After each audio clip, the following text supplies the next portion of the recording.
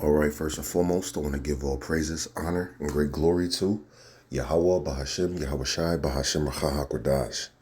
Double honors to the apostles and elders of Great Millstone that rule well, and salutations to the elect pushing this truth to the four corners of the earth in truth and in sincerity. This is going to be a quick news update, and this is about what Iran just said.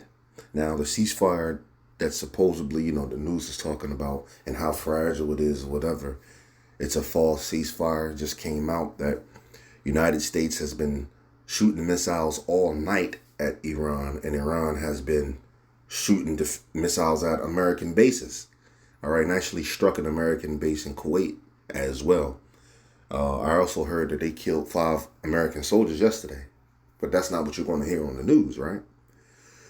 And well, they just came out and said if Israel, this is what Iran said, if Israel doesn't stop their genocide in Lebanon, then the American destruction happens in June. Basically, financial ruin happens to America in June. All right. And this lines up with Exxon spokesperson coming out and saying in June, people they have no idea what they're about to walk into. You're talking about $150, $160 per barrel of crude oil, which brings your prices in gas to about $5 to $6.50. And if you were in California or something like that, that'd be like $10. Hey, so there you go. All right, and that brings up food prices. And you know what else it does that a lot of people don't really think about? The police stop answering certain calls.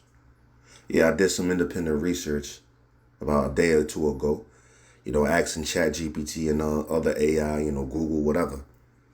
Like, in the fuel shortage, how does that affect the police? Well, they to save fuel, they cut a lot of their programs, so a lot of the officers going to have less training. And also, they stop answering certain calls, certain violent crimes and stuff, because they just don't have the gas to go from one side of the city to the other side, constantly patrolling and constantly doing calls. They just don't have the gas, especially in the gas shortage. So how's that look? All right. Hey, Eve, you better get right. Because these niggas out here, they got a bone to pick with you, and they can't wait for the lights to turn off. Or can't wait for some shit to pop off. Hey, you better think about Isaiah 13th chapter. 2nd Ezra the 15th chapter. Right now. 2nd Ezra the 16th chapter. Right. Anyway, let's look at this. Or in Lebanon, the collapse of the American economy will begin.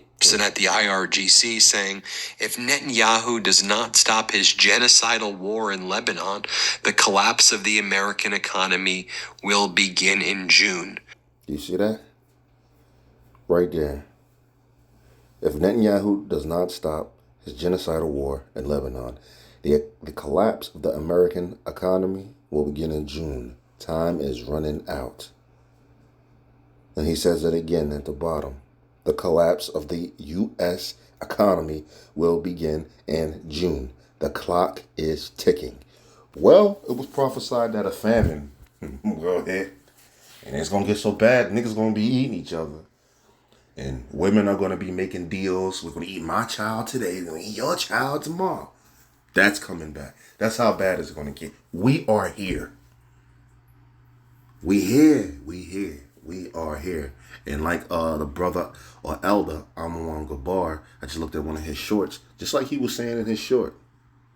Are you rooted in this truth? Because all that you was doing through the years in this truth, what you were supposed to be doing was gaining faith and getting yourself right.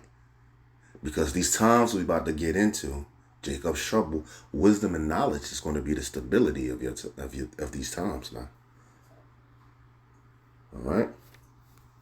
Now, you may be like, well, what does he know about the American economy in June? It's IRGC. That's IRGC propaganda. No, one of the top Exxon executives said that if this war if this catastrophic war is not resolved by Donald Trump in the next week to week and a half, we will see the biggest oil shock ever, because we've hit that point where we've tapped into our oil reserves, and the oil reserves that we've tapped into will now hit this critical threshold level where all of the prices of gas will be forced to be raised significantly. The price per barrel will now hit 180 to 200 because the reserves will kind of tap out at this to this critical level, and then you'll be seeing $6, $7, $8. You'll be seeing gas lines. We're very close. I've been warning about this. The Exxon executive finally said it. And it's why it's important that we track what's going on, and not buy into all of this propaganda. I mean, remember the propaganda yesterday morning? The propaganda yesterday morning is there's this outlet that's called Iran International, which makes you think they're an Iranian, that they're in Iran, but they're Iranians who left Iran that have Iran International.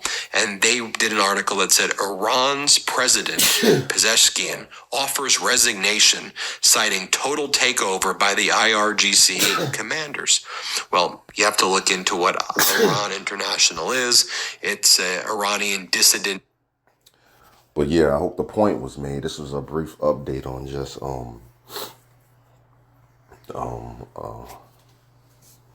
the economy and what Iran said. Sorry for being distracted. I'm trying to get ready to get on this plantation. Allergies kicking my ass too. But anyway, hope it was edifying. And with that, I'm going to say shalom.